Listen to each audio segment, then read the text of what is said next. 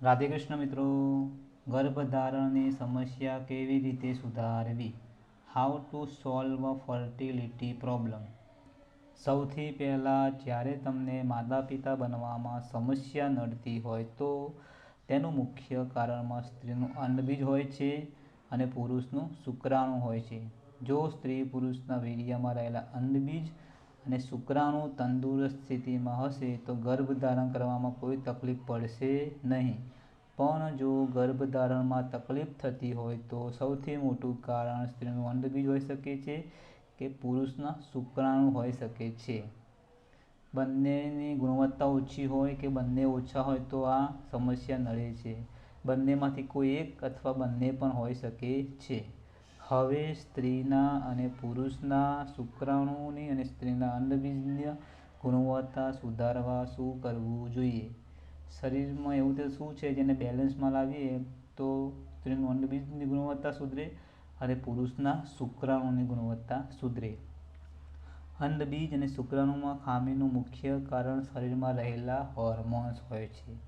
જો તમારા શરીરના હોર્મોન્સ અસમતલ હશે, એટલે કે બેલેન્સમાં નહીં હોય, તો તમને અંડબીજ કે શુક્રપિંડના શુક્રાણુની સમસ્યા ઊભી થશે. તો આ હોર્મોન્સને બેલેન્સમાં લાવો તો તમારી આ સમસ્યા દૂર થઈ જાય છે. ફર્ટિલિટી પ્રોબ્લેમ સોલ્વ થઈ જાય છે. જેમ છોડની વૃદ્ધિમાં જેમ પાણી કામ કરે છે, તેમ શરીરની વૃદ્ધિમાં વિકાસમાં હોર્મોન્સ કામ કરે છે. છોડને વિકાસ કરવો હોય તો પાણી આપવું જોઈએ. એમ શરીરને સમતલ રાખવું હોય તો એના હોર્મોન્સ બેલેન્સમાં હોવા જોઈએ. તો શરીરના હોર્મોન્સને બેલેન્સમાં કેવી રીતે લાવી શકાય? એવી રીતે કઈ પદ્ધતિ છે જેના કારણે શરીરના હોર્મોન્સને બેલેન્સમાં લાવી શકાય કોઈ પણ દવા વગર? તો બે મેથડો છે.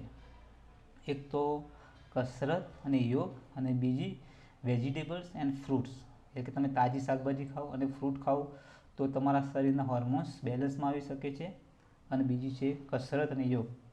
તો કસરત અને યોગ. હવે કસરત અને યોગનું મુખ્ય કારણ શું છે? જ્યારે તમારા શરીરમાં પૂરતા પ્રમાણમાં ઓક્સિજન ના મળતો હોય, એટલે કે તમારા શરીરને પૂરતા પ્રમાણમાં ઓક્સિજન ના મળતો હોય, ત્યારે પણ તમારા શરીરના હોર્મોન્સ શું થાય છે? ખોરવાય છે. એની ગુણવત્તા ડાઉન થાય છે. જ્યારે તમે કસરત અને યોગ કરો છો તો શું થાય છે? તમારા શરીરના હોર્મોન્સ બેલેન્સમાં આવે છે. અને બેલેન્સમાં આવવાનું કારણ શું? કે તમારા શરીરમાં પૂરતા પ્રમાણમાં ઓક્સિજન મળી રહે છે. કસરત અને યોગથી તમારા શરીરને પ્રોપર ઓક્સિજન મળે છે. તો કસરતની યોગથી તમારે શું કરવાનું છે? પહેલાં તો શરીરની ચરબી ઓછી કરવી જોઈએ. બીજું, શરીરમાં રહેલી શર્કરા, કાર્બોહાઈડ્રેટ વધારે હોય તો તે ઓછી કરવી જોઈએ. ચરબી, મેદ એ ઓછું કરવું જોઈએ. ચાલવાની કસરત શ્રેષ્ઠ છે. એ તમને પ્રોપર ઓક્સિજન આપશે. શરીરને પૂરતી ઊંઘ અને આરામ આપવો જોઈએ. 7 કલાકની ઊંઘને આરામ આપવો જોઈએ. જ્યાં વધારે ઓક્સિજન રહેતો હોય તેવા સ્થળ પર વધારે સમય પસાર કરવો જોઈએ.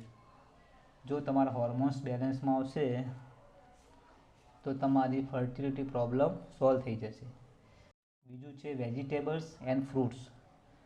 તો વેજીટેબલ અને ફ્રૂટ્સ ખાવાથી પણ જે શરીરમાં ખામી હોય એ ખામી દૂર થાય છે. એના વિટામિન્સ તમારા શરીરના હોર્મોન્સને ગુણવત્તા સુધારે છે. રાસબરી ખાવાથી શરીરના હોર્મોન્સની ગુણવત્તા સુધરે છે. ટૂંકમાં થોડા ખાટા ફળો ખાશો તો શરીરના હોર્મોન્સ બેલેન્સમાં આવશે. સૂકો મેવો ખાવાથી પણ હોર્મોન્સની ગુણવત્તા સુધરે છે. અનાનસ પણ હોર્મોન્સની વૃદ્ધિ કરે છે. ટૂંકમાં નેચરલ ફ્રૂટ ખાવાથી શરીરના હોર્મોન્સની ગુણવત્તામાં સુધારો થાય છે અને હોર્મોન્સનું લેવલ ઊંચું આવે છે. વિટામિન સી અને વાળા ફ્રૂટ ખાવાથી તમારા સ્પર્મ કાઉન્ટ વધે છે. અંડબીજમાં ગુણવત્તા સુધરે છે. મેંગો, મોસંબી, દાડમ, ટામેટા, દ્રાક્ષ જેવા ફળો ખાવાથી શુક્રાણુમાં અને અંડબીજમાં શું થાય છે? સુધારો થાય છે, જેના કારણે તમારી ફર્ટિલિટી પ્રોબ્લેમ સોલ્વ થઈ જાય છે. જો શરૂઆતના સમયમાં ફર્ટિલિટી પ્રોબ્લેમ આવતી હોય તો વ્યવસ્થિત ખોરાક અને કસરત કરવાથી ફર્ટિલિટીની સમસ્યામાં શું થાય છે? સુધારો થાય છે. ટૂંકમાં બહારનું ફાસ્ટ ફૂડ ખાવાનું બંધ કરો અને નેચરલ વેજીટેબલ્સ અને નેચરલ ખાવાનું શરૂ કરો તો તમારી શરીરની જે ગુણવત્તા એ હોર્મોન્સની સુધરશે અને તમારી ફર્ટિલિટી પ્રોબ્લેમ સોલ્વ થઈ જશે. મારો વિડીયો ગમે તો લાઈક કરો, શેર કરો, મારી ચેનલને સબસ્ક્રાઈબ કરો. ભગવાન તમારું ભલું કરે મિત્રો.